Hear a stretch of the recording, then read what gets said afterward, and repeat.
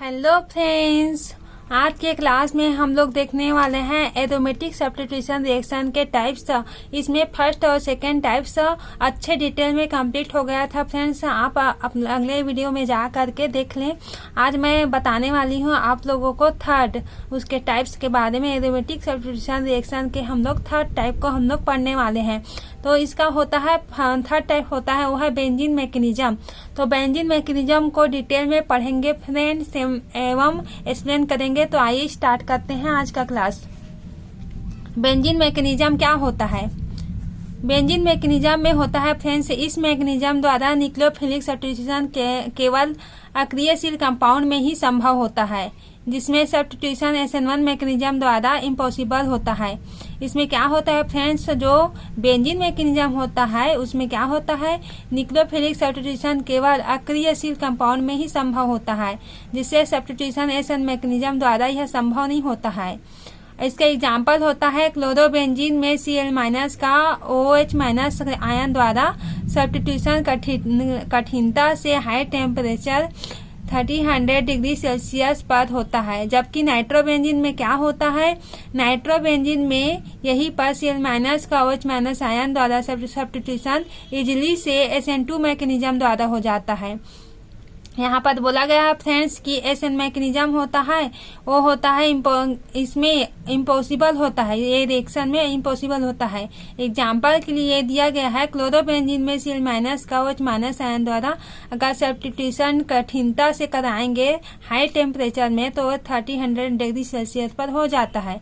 जबकि यही क्रिया अगर नाइट्रोबेंजीन में हम लोग करवाएंगे तो Cl- का OH- आयन द्वारा सब्स्टिट्यूट क्या होगा, इजिली ये SN2 मैकेनिज्म द्वारा पॉसिबल हो जाता है। अतः ऐसी अक्रियाशील कंपाउंड में ही सब्स्टिट्यूशन रिएक्शन इजिली से किसी स्ट्रॉन्ग बेस की प्रेजेंट में कराई जाती है।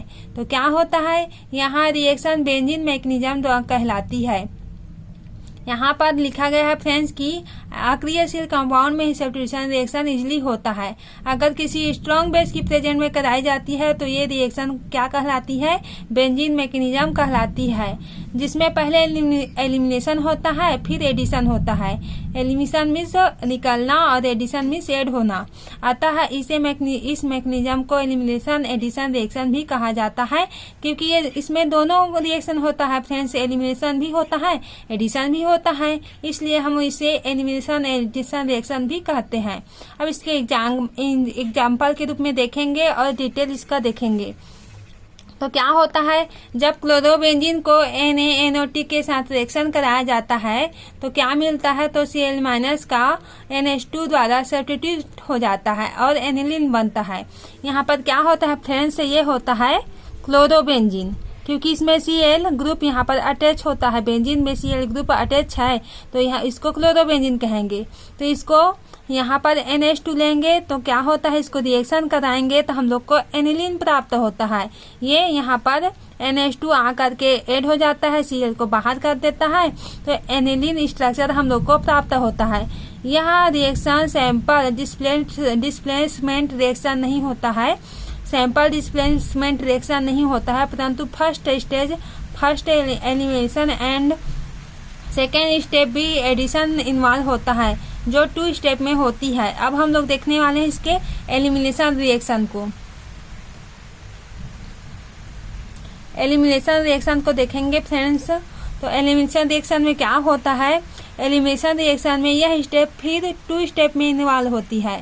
फर्स्ट स्टेप में NH2 आयन के द्वारा Na के एब्स्ट्रैक्शन पृथक्करण से क्या मिलता है, अमोनिया एवं कार्बोन आयन फर्स्ट बनता है। और सेकेंड स्टेप में क्या होता है, सेकेंड स्टेप में carbon ion first ion halide ion को खोल करके बेंजीन का निर्माण करता है। इसके हम लोग स्टेप को देख लेते हैं फ्रेंड्स, ताकि हम लोग को इजिली से क्लियरली समझ में आए। तो यहाँ पर हम लोग देखेंगे इसके मैकेनिज्म को।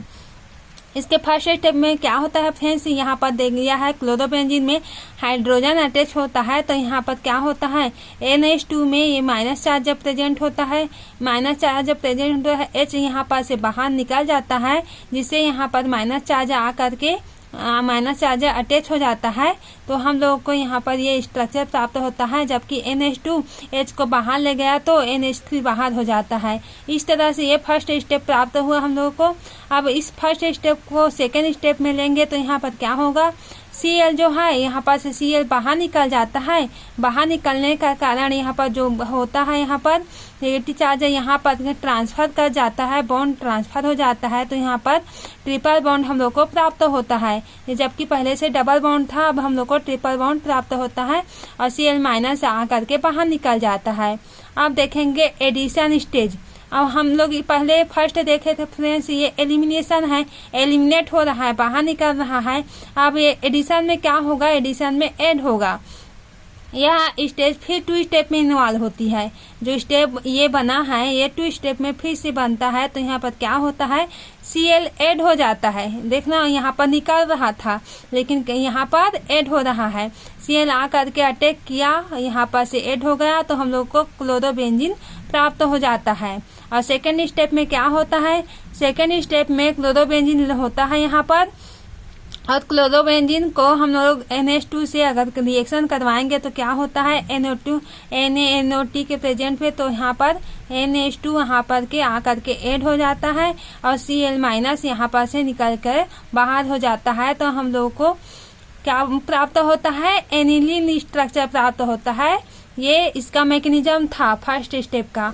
यहाँ पर जो हम लोगों ने फर्स्ट इसका मैकेनिज्म रिएक्शन देखा, इसका ये मैकेनिज्म है। तो इस तरह से हम लोग के वीडियो के साथ जुड़े रहना फ्रेंड्स। और मेरा वीडियो पसंद आए या थोड़ा बहुत हेल्पफुल हो तो अपने फ्रेंड्स के साथ शेयर जरूर करना, ताकि मैं आप लोगों के लिए इसी तरह से वीडियो बनाती रहूं।